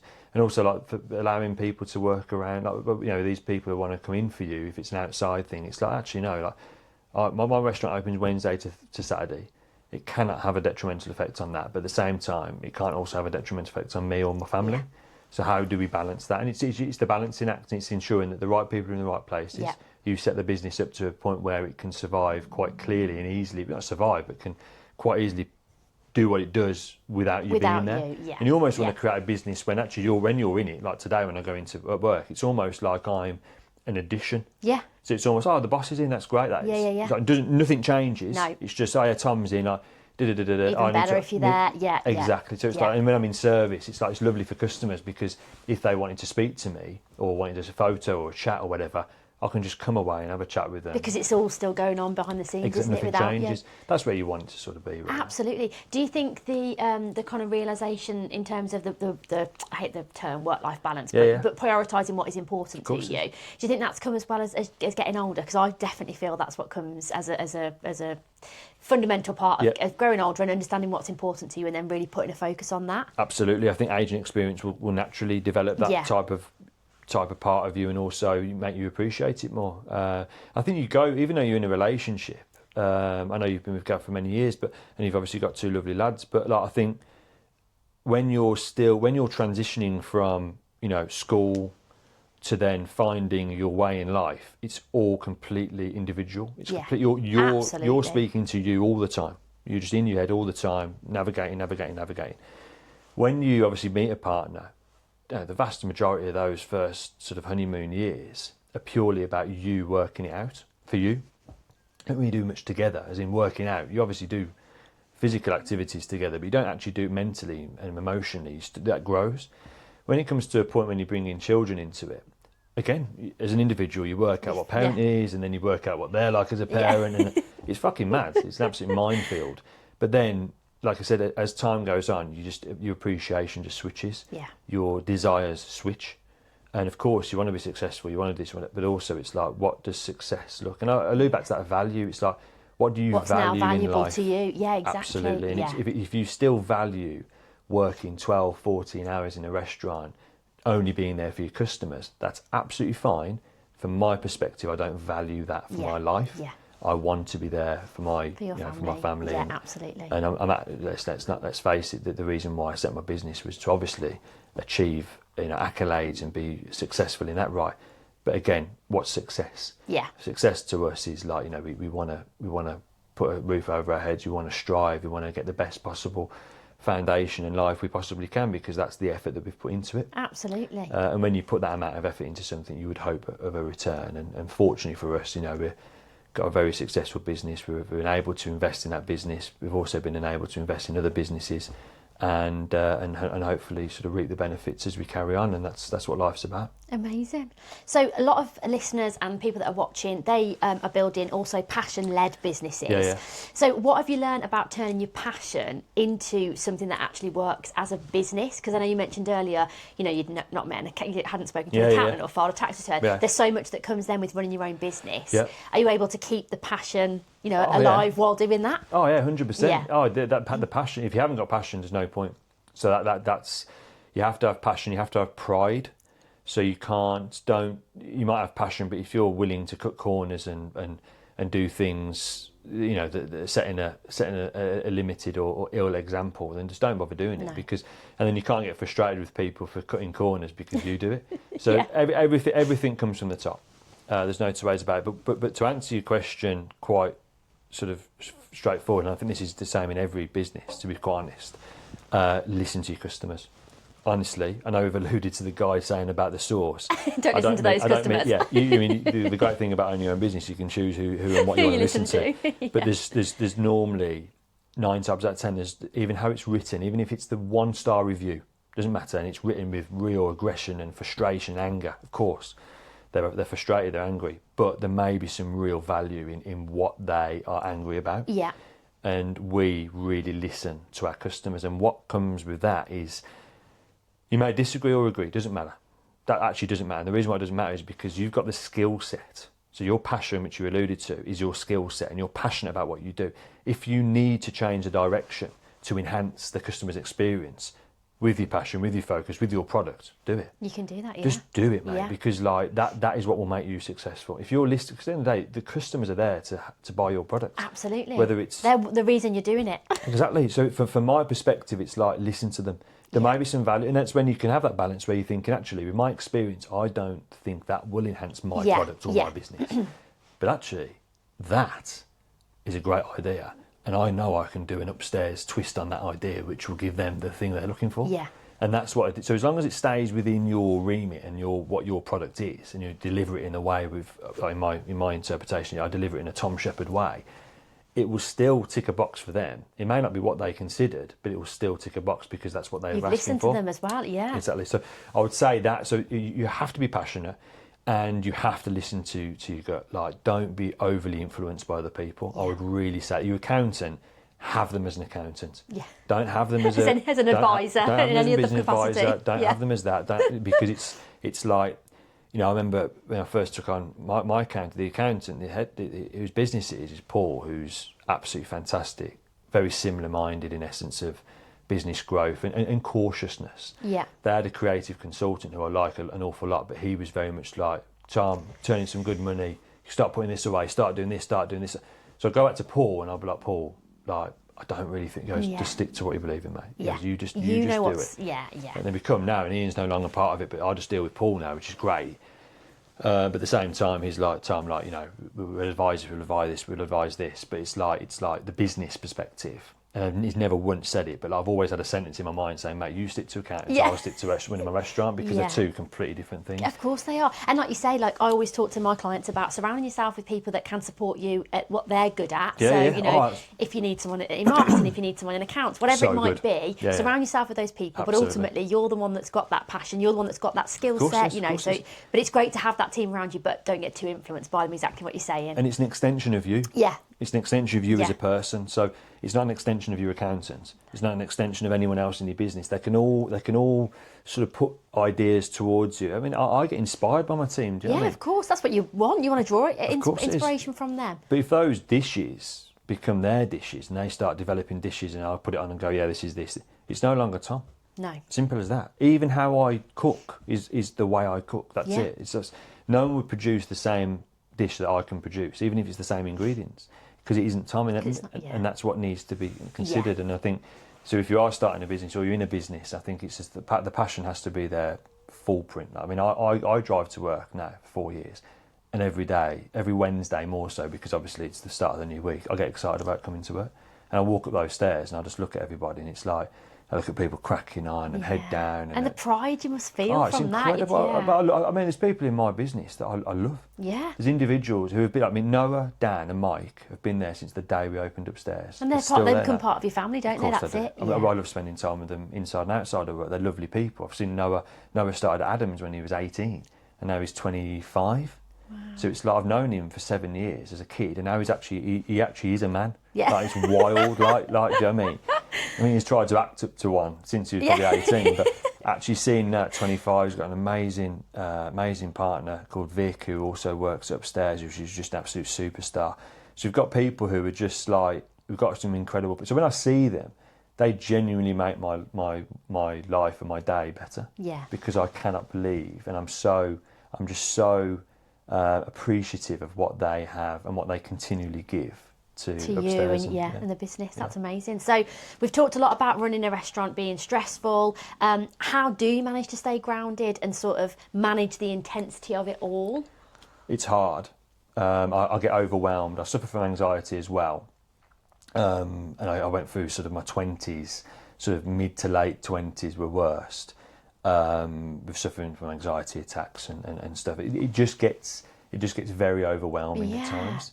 I think it's delegating, letting go is the hardest thing you can possibly do when you own your own business, but it is essential. Yeah. But it's also, it's a balance, so it's ensuring that you're letting go of things that aren't going to cause you more anxiety. Yeah.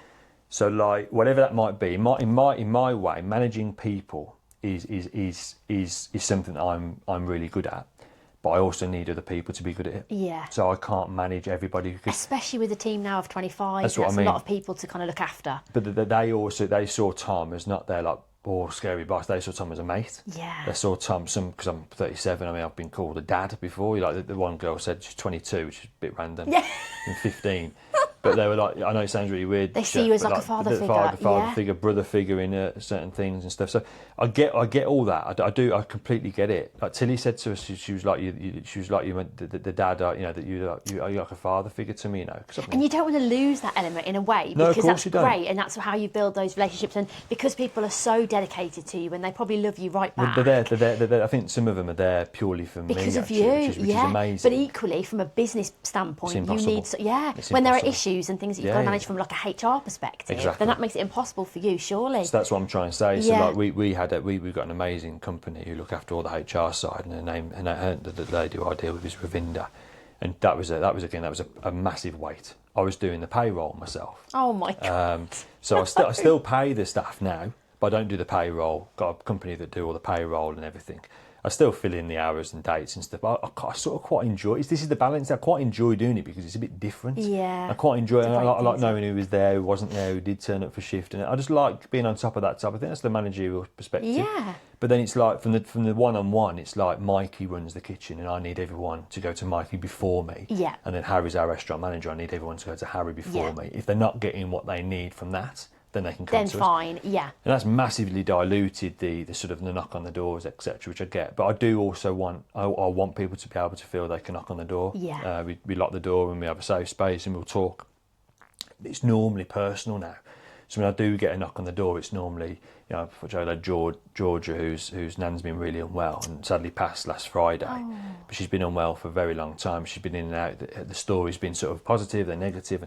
So she's been knocking on the door for quite a few weeks to come and talk to us about it. Yeah, I think she hasn't. I don't think she's got a relationship with her dad. She's got a good relationship with her mum, but I don't think she's got a relationship with her dad. So, but we talk, and I think you can't lose that. Definitely you can't lose that. So I think, as I said, there's a balance. Yeah. Sometimes I'll bring that home, which Charlie's like, Tommy, you sort of need to. It's hard though, isn't it? Then to switch off from that element. Because you're affected by you're a human, and you care about these people. Exactly. Yeah. I am very personal. I'm probably a bit oversensitive with certain problems. I do take things on myself a little bit, but there's good and bad in that. I think you never want to lose that. You don't want to be cold. No, absolutely. And completely I don't think you could ever be cold. No, I suppose it's just not in you. But no, thank you. I think that's what I want to be. I think it's. I said it's that the balance is difficult. Without a doubt, but I set upstairs up to have the balance. We do 4-day weeks. I know I alluded to 5 early because I thought we were going to drop a weekday. When we got the start, Wednesdays and Thursdays were as popular as Fridays and Saturdays. So we were like, right, sack Sunday off. we'll have 3 days off. We close the restaurant 6 weeks a year. So we have 2 weeks and 2 1 weeks. Always close over Christmas, always New Year, spring and summer. And for me, that so we only really work 3 months at a time. And for that, it really sets a precedent of like, okay, we're working together, we break together, we holiday, we all eat together. It's almost like when you are there, it's all in, isn't it? Of course, because you get that time to relax. And we can support afterwards. each other. Things can happen if like with George, stuff happens with her. We support that as and when we can. We've got physical and mental health cover, private health cover. So every single employee has that. It's just, and we have 2 staff meals every single day, and we make sure it's a comfortable place where people can just. It sounds ridiculous, but fucking hell, if they want to make themselves 10 cups of tea a day, they can have 10 cups. You know what I mean? It's just things like we just try and encourage that sort of that place where it's like, listen, guys, we want you to be you, but at the same time we have got a structure, and that's when it comes down to. So the pressures of owning a Michelin-Star restaurant is hard. Yeah. But at the same time, it doesn't need to be not enjoyable. We can still enjoy it. And also, don't you think that the more you give back to them, the more they're going to give to you? Of course, always. Always. I totally get that. I mean, you can never listen. Everyone's an individual, and they'll always have their own thoughts, feelings, and things happen in their life. Of course, you will. And you can never preempt. So the one thing with employees, you can never. You think you're here with them, predict what's going to happen. Oh, and then next week they'll say to me like, "Really?" Like notices or this or that or that might some people say, I've had a really shit week, and I'm like, sorry, at home or here? Oh, here, I'm really sorry. Steph. I was like, mate, you've done great. And they're like, what? I was like, what? Well, tell me what you've done shit. And they'll say it. I'm like, mate, that isn't shit. That's just learning or whatever. And it's just funny how some people look at it like that. Absolutely. But they're fearful. It shows, and then they'll walk out the office, and I'll smile because I'm like, that's. If they see it as a negative, then I've squashed it straight away. But I'm also like, that's really great because they want to care and they want to push it even further. So brilliant. So you've had some incredible experiences from the Great British Menu, which you talked about earlier, and then cooking at Wembley, Royal Ascot. You mentioned loads of amazing places. Is there one that really sticks out as a wow, I cannot believe this is my life kind of moment? Yeah, definitely. I think Great British Menu is one where. It's been part of my whole entire career. Yeah. So that was, I think we recorded series 18, and I was a chef. When I recorded, I think I was a chef for 15 years. So like, I pretty much picked it up from series 3, and it was Glyn Pennell. I don't know if you know Pennell. Yeah. So he won the dessert in 2000. In series 3. With his strawberry sort of Cambridgeshire burnt custard cream thing. Do you remember custard? the dish? Oh man, I'm a bit of a geek. Of course. If I went on Mastermind, it would be GBM, to be honest.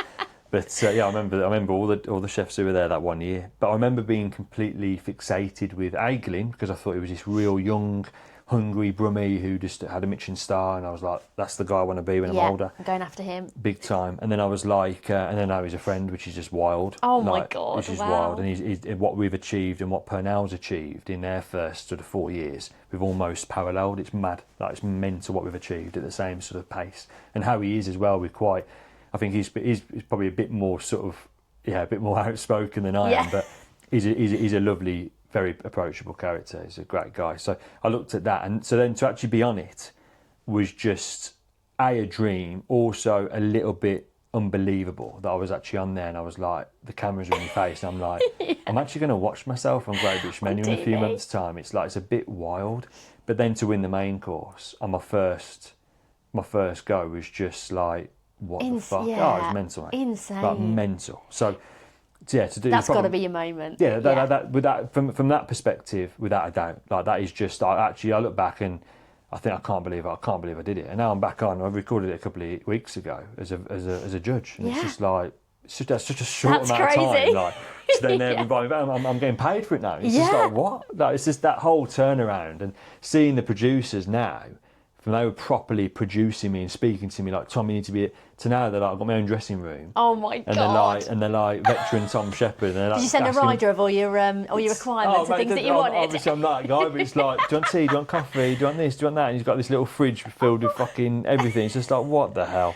But that's what I mean. The jump though, like you said, in such a quick turnaround. Wow. Like James Martin was another one. That's all we recorded at his house, and oh my God, that episode was so good. But that's what I mean. So now you're in front of the camera, like a fair bit. That just must be so strange. It is a little bit, but I don't think about it, Kate. I don't like. It's not something that I'm not like. oh my God, how should I act? Or oh my God, there's a camera in my face. Just yourself. Just do it, man. Because it's like nothing's going to change it.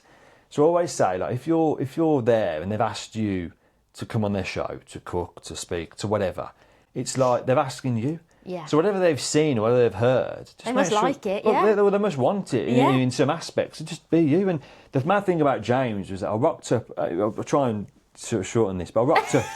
You asked to go down the night before. So I'm going to James Martin's house. So I'm driving down. I'm going to fucking James Martin's house. Like, what is going on here? So we drove down and he put to his gates and pressed the button. And the gate opens and everything's satellite. So like obviously it's in his house. He's got this outer building, which is obviously the actual show. It all looks absolutely beautiful. It's awesome. It's a beautiful, beautiful house right in the countryside. It's gorgeous. But all the people involved are all the same. They're absolutely beautiful people. Oh, so even the gate, they're like, "Hi," well, I think they were like Yorkshire guys. They're like, "Hi Tom, like, how you doing? You okay? Yeah, come in and open the gates for you." And okay. And I went through to James, and he records them in blocks. So I think I was the 17th episode of 18 for that series. I didn't even consider like if he would be tired or bored or whatever. So I walked in, and I knew Alan, who's the home ec, great guy, Alan Thatcher. He'd sort of tried to sort of get me in there, to be honest. So we got in, and I had all my ingredients parked up, and I was like a pig in shit. I was just like, oh my God, like this his house and everything. Saw his cars, and I was like, oh my God. And his PA comes up to us, like Sammy, beautiful lady again. She's like, hi Tom, you okay? I was like, hey, good. She goes, do you want to say hello to James? I was like, oh yeah, is that all right? I never met the guy, obviously. So I dropped my food off and went through to the main kitchen, and he was doing this asparagus tart for our show. So he was getting it all together. And he looks at us. I said, hello, James, you okay? And he's like, hello, mate, you all right? I said, yeah, not too bad, thank you. Yeah, he said, cool, we'll see you tomorrow morning. And I walked off. See you tomorrow morning? Yeah, he walked on. He did his side door that goes into his house. So I was like, oh, okay, I'll go. So then Alan goes up, mate. And I was like, yeah, great, yeah. So he's like, what are you doing? I was like, I'll go and check in. He was like, yeah, go check. There's nice food there. I was like, okay, cool. So anyway, got it. So on the way there, I was like 5 minutes away. I was just like, oh, God, I was really like, wow, it was really, so like dismissive, but also it was just like, hello, mate. Maybe he didn't know who I was. Maybe I didn't know if I was coming back tomorrow. So anyway, slept fine, got up the next day, whatever. Went in. On the way in, I sort of had this beeline. I was like, John, just fucking like make yourself heard, mate. Like, don't go in there and quiet and all sheepish. No, you've got to go for it. Go in there and make yourself heard. So I went in there, and like I am, good morning to everybody. I asked if they had a nice night, etc., etc. Really nice. Went into makeup, did that, started speaking to her. James already been in at 7:30. This was like about 8:30. James already been at 7:30. Went downstairs. He was setting up. Comes in, comes through his door. Morning. So I went over. James, just want to say, listen, thank you so much for getting me on the show. Oh, no problem. What are you on? What are you in? Oh, I'm just on, I think it's number 4. Oh, yeah, you're not in till, I think it's at 2 o'clock, 2:30, we'll do that. Yeah, just sit in the cabin or sit here, watch whatever you want. Oh, yeah, I want to watch it if that's all. Yeah, of course. Yeah, I think you're on with Francesco, I think. Yeah, cool. Okay, cool. Yeah, I said, yeah, wow, can't, thank you. Yeah, this is surreal. So it started being completely natural, very normal, very much in the moment. Anyway, like, I said, James, I'm just going to get a tea or coffee. Do you want one? She was like, no, I'm all right, mate, thanks, sort of thing. So I went off. And I know that sounds, I'm asking him if he wants a tea or coffee in his own place, right? Which is polite, right? Yeah. So I went off, got a tea, came back. Sammy comes up to me. Sorry, James wants you on the first bit now. So I said, oh, right, okay. Yeah, so we've set up two chairs. It was just Francesco, but he wants you on the inside. I said, okay, fine, yeah, cool, well, amazing. So I quickly finished my tea. Like, Francesco was already there, so I went over to him, met him. I was like, hello, mate. Sat on the inside. He sat there on the stools, and James is there, and he's like jigging himself up, which is mad. It's really weird to see like someone so professional, as in like such a veteran, I would say, in TV, and he's like jigging himself up, still gets nervous. Get on camera, really good, really good to see. Like, and I did it. Puts you at ease a little bit then, because you're thinking, okay, I'm not, if he's nervous, that's okay, because and it was like, and I was like sat there like this. I didn't know what to say. I didn't know what was coming. Like, that's all, because I'd just been told to sit on this chair. So there's no prep in terms of what to expect. For mine, obviously, I knew what but dish not I was. For that section. So I did that. Anyway, he's on the phone to this like brassica grower who does his broccoli and cabbages and all this sort of kale and all this, and he's got this amazing array of vegetables in front of him. He just starts going, oh, Tom, like, look at that, mate. And he's like, I bet you do this at the restaurant. And all that. I was like, oh, yeah, I do. So playing along with it all. And then he asked me a question, so I answered the question. I'm like, oh, this is great. And he went, well done, mate. Yeah, that was fucking really good, that was. Next one. You sit in the next one. Oh, get lost. Mate, out of six of them. You sat in? I sat in every single one, bar one, which was Louise Redknapp's. I saw that one, yeah. He asked me to fucking cook the prawns. Oh, yeah. So I was like, I shouldn't have been in any of it. And Oh by my the end, so God. mine was the last. By that time, mate, I felt like I was a mate. You were at home, I genuinely yeah. felt, and like we were having laughs, having jokes. We were doing this with each other. That's so good. Mate, it was amazing. Did the dish. Akhtar from Ophim. Oh, yeah? He was the 18th, and I didn't know, obviously. So he was like, he was in the film crew. He was like, and I was like, so James doesn't know him. So James goes, oh, do you know him? I was like, oh yeah, Akhtar. I fucking love the guy. And James hadn't met him? No, they're one of my best mates. So Akhtar, so when it finishes sort of like one bit, so Akhtar comes over. James did the exact same to him. So he walked off. So Akhtar's a little bit like that. So he was Cheers. like, how are you getting on anyway? I was like, oh mate, it's amazing. I said, James is class, Yeah. mate. Honestly, He'll warm up. Yeah, literally, I was like, he came back, he went, Akhtar, you are? He said, yeah, he goes, oh, do you know each other? And Akhtar goes, yeah, Tom's one of the family, mate. He's one of my brothers, like this. And he went, well, he's one of my, he's part of this family now. Oh. And he just walked off. I was like, Oh, my God. great. And then when we said that, he gave us a goodie bag, like with wines in and stuff. It was amazing. He went, you'll be back. Shook my hand. It's incredible. But like you say, just from you taking an interest or maybe offering him a cup of tea or just being yourself, whatever it was. I thought people would be just sat there in silence. And Yeah. At GBM, like people thought they'd made it before the cameras already rolled. They were like, I'm on it, Because they so were it's all there, right. yeah. But for me, I was like, man, this hasn't even started yet. I'm going to give this my all. And I was like, well, just have that same mentality with James Mine. It's obviously not physically, well, you are physically cooking, but the majority of it isn't. It's you. But I just in every single way on platform, just do the best you possibly can. And of course, we all have days where we're not feeling too good, or we have things at home, or you've been kept up all night with kids, or whatever. Of course, but that's still no excuse to not do. Well, you've best. got opportunities like that in front of you. You've got to give it everything, haven't you? Absolutely. So it's going to be Saturday morning kitchen with Tom Shepherd soon then. Well, listen. I mean, I'm young in that game. 37. It's quite young to be fair. So I've definitely got a few years to go into. But if you look at Tom Kerridge, I think he's probably sort of mid 50s now. He sort of came onto it probably mid 40s, late 40s, and he's fucking everywhere now. So I think there's definitely scope for us to move into for sure. And there's I was going to say, there's so much that you could kind of move on to and progress to do, isn't there? Like you say, you're still young. The hunger from the consumer as well. Diets change all the time, and people's desires to eat and what to cook, and cookery programs and competitions always change, always develop. I think there'd always be something down there that we can always get involved in. So as long as just keeping your toe, like Great British Menu, obviously it's the second time I've judged. First time, obviously, I'd sort of covered, it was Lisa Allen's sort of fish allergy, which was a bit of a flying visit. But then last week's recording was for the majority of the week, and then hopefully, as time goes on, I may get my own week completely. So it's just things like that. But you play the game, you just turn up, and when you're asked, you turn up, you do your best, and if your best isn't good enough, that's fine. You've still done your best, and now there's someone else. There might be someone else there that's more suited, but you'll also have other opportunities all the time. I was going to say, most importantly, take those opportunities where you can while they're there. Exactly, and, exactly, and just do, like I said, just do your best. And I think the outside catering part of it, so that's like some more for sort of film or TV side, but the actual outside is the pinch yourself moment, without a doubt, was at Royal Ascot. And Wembley's incredible. Like, there's no two ways about it. And cooking at Villa, meeting the future king, incredible. Like cooking for Prince William, and actually cooking the pie that you knew nothing about. You just heard that it was. I think what did his exact sentence to me was something like that. Is this a special pie? I've heard it's won an award, he said.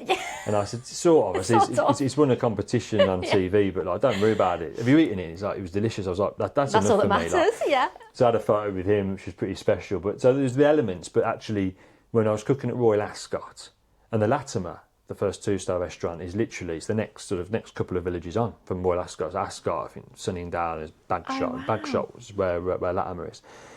And I always remember getting the chefs and also the punters in the Latimer those 2 weeks, or those 2 weeks of Ascot. I know Ascot's 1 week, but you get obviously the guys flying over from Ireland, etc., with the horses and stuff, and they all stay at the Latimer. And I remember it being this really so quintessential British, and it's everyone top hat and tails, and it's amazing. to have my own restaurant there at Royal Ascot Week is absolutely bonkers. So when they asked me to take over the Sandringham, I was just like, oh my God. What? Yeah. And when I saw it, I was like, I'm Tom Shepherd at the Sandringham. I was like, what? So we did it, and it was just like incredible. Then they asked us back the second year, which was this year, and I was just like, I don't actually know what's going on. I can't believe it's still happening. Call 2 weeks ago, time we do next year. I was Oh like, my what? God, already? Already, mate. So like, the launch is next month. I'm just like, what? God, so they it's literally start planning straight, like, I know it's been a couple of months since it's been on, but they have to start planning quite early then. It's crazy, mate. It's absolutely crazy. And it's just like, I'm being asked back. And people do one and like, they're lucky to get asked back second. I think me and Lisa got asked back second this time.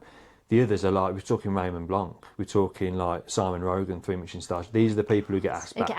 And there's this lad from Birmingham who's got a 1 Michelin-Star restaurant in Lichfield, and he just happens to be invited back. And so when we speak, when I articulate my words to people, these are like, do you know what I mean? So they've got a certain sort of tone to their accent. And then there's me, and I talk back to them, and they're just like, "Oh, yes, like this." I'm like, "But you just turn up." But that's you, yeah, exactly. Oh, and also, I don't think you're a very strong Brummy. I think you've got a really nice, it's toned down a little bit, I suppose. Definitely. You've probably got you've honed it to be a bit, you know, if you did with the profession. That's it. I think that has probably come over the years, yeah. But no, that is it, and that was just a bit of a. Yeah, that was a bit of a. I mean, not me pinch me, but just an amazing moment. Incredible kind of markers in life. So, what is next for you and upstairs? Then, are there any new ideas or dreams on the horizon? Big time. So we're the one that we've already purchased now. So I purchased. It was the old Citizens Advice Bureau in Lichfield. Yeah. It was these gorgeous. There's 6 of them, I think, in total. There's 6 sort of a row of Georgian cottages with like a car park out the back. So I've purchased 4. Which essentially were the offices to Citizens Advice, grade 2 listed, but we're reverting them back to townhouses. So 4 individual townhouses where we can start to essentially have sort of a restaurant with rooms, if you will. So one of our most common questions is, where can I sleep? Is there accommodation? We can now do accommodation. That's amazing. So because people travel far and wide to come to the restaurant. But also, if it's on a Friday and Saturday, they probably don't want to just come for the restaurant. They've never been to Lichfield. A lot of our customers have never heard of Lichfield, never been to Lichfield. We can start to work with other restaurants and or bakeries and artisan whatevers, and they can start to work off each other, and we can say, listen, come to us for dinner, go for them for breakfast. If you want to stay a second night, we recommend this great restaurant here, and so on and so forth. Amazing thing to bring it all together. Yeah. Exactly, and it's opposite the new cinema that's being built. So again, there's a bit of bars, lots of bars there as well. So great for nightlife and stuff. Exactly. So it would just aid. It would aid them staying a bit longer, which again brings more people and more capital to Lichfield, which is great. So if we can do that, perfect. The other aspect of it is Dad. You know, Dad obviously he owns downstairs. I own upstairs. I think our age. We've obviously got quite a broad age difference. Dad's coming to the end of his career. I'm sort of really getting into mine, and I think it would only make sense if we can do something downstairs. I think once Dad's ready, which between us and obviously the people who are watching, we're it's getting closer. Yeah. So I think we're in preliminary talks about how that looks. That is very exciting. Really exciting. I think from our perspective, we would, as a business, I think it's important that we purchase the property off that. I mean, the business isn't so much of a concern because, obviously, from my perspective, I'm not going to be taking on a jeweller's business, but as romantic as it might sound. But no, I think, so as long as we can get that, but Dad needs to do that because it's his pension as well. We're going to be negotiating that over the coming months, hopefully. And if we get something in stone, then the dream is definitely to sort of keep it all in-house. So we've got a downstairs package to our upstairs sort of delivery and product. It'll be very different, or not different. It'll be a different type of concept, but working, with each other.